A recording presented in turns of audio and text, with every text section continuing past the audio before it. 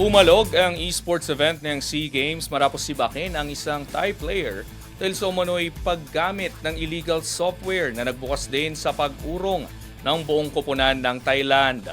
Ang ibang detalye alamin sa pag-abante ni Carlo Villaseñor.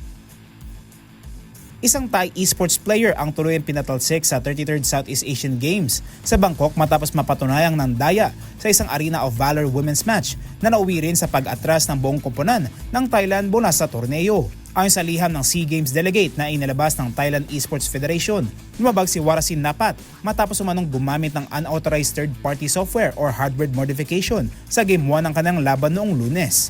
Matapos ang masusing investigasyon, sinabi sa liham na may sapat at konkretong ebidensya na nagresulta sa pagpataw ng personal penalty laban kay Warasin, kabilang ang tuluyang expulsion mula sa buong esports competition ng SEA Games. Bukod sa alegasyon ng pandaraya, inulat din ng lokal na media na nakuhanan si Warasin sa telecast na nagtaas ng gitnang daliri habang airing ang laban. Kinumpirma ng TESF noong Martes na tinanggap nito ang desisyon ng mga organizer at kasabay ng inanunsyo ang pag-withdraw ng buong koponan ng Thailand mula sa esports event ng SEA Games. Humingi naman ng pahumenhin ang TESF President na si Santi Lothong sa isang recorded statement. Iginit na hindi nilang hahayaang masira ang integridad ng sport dahil sa insidente. Ang esports ay unang isinama sa SEA Games noong 2019. Sa edisyong ito, tampok ang 4 na titulo: FC Online, Mobile Legends Bang Bang, Free Fire at Arena of Valor. Opisyal nang binuksan ang SEA Games noong nakaraang linggo at magtatapos sa December 20 sa Bangkok at karatig na probinsya ng Chonburi. Bagamat nabahira ng tensyon ang torneo matapos umatras ang Cambodia dahil sa manoy safety concerns kaugnay ng border dispute sa Thailand. Sa kasalukuyan, nangunguna ang host Thailand sa overall medal tally, sinundan ng Indonesia at Vietnam.